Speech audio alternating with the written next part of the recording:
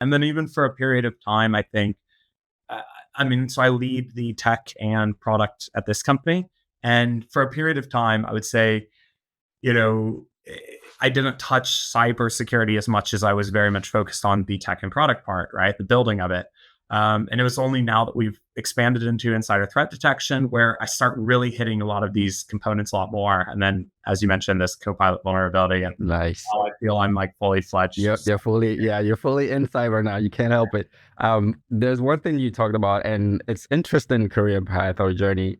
And one of the things that I always like to share on this show is that a lot of us in cyber come from like so much diverse backgrounds. Like I work with a lot of folks who had music degrees, and I always say this, not that I'm degrading any music degree or anything, right? But people think you have to be computer scientists and all those things to end up in cyber. I mean, you came from law, that's like even you're probably the first one I've heard from that space. Maybe I usually will see them in privacy and so forth, but you're like pretty much full-fledged cyber. So how did that transition? Like, you know, I think I think there is actually quite a nice overlap.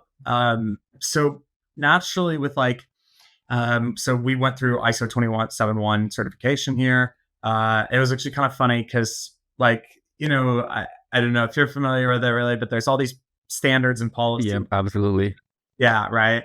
And we're going through this, and the auditor basically says, "Well, you haven't listed all of the laws that might apply to you." And I was like, "List all of the laws?" Almost, it was like one of those memes where it'd be like, "Oh, you're a chef? Like, name every vegetable." It's like, and I think it's my view of it very much is I think there is a really nice overlap between like compliance, law, and cybersecurity. Those really do go quite hand in hand if you use them as tools for achieving things. But then when you Absolutely.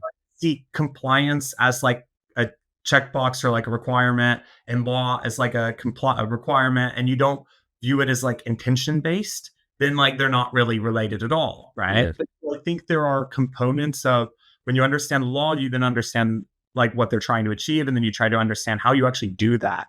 And I think that that's been true for me even before I was in cybersecurity as such when it comes to like data privacy, GDPR Yeah. compliance,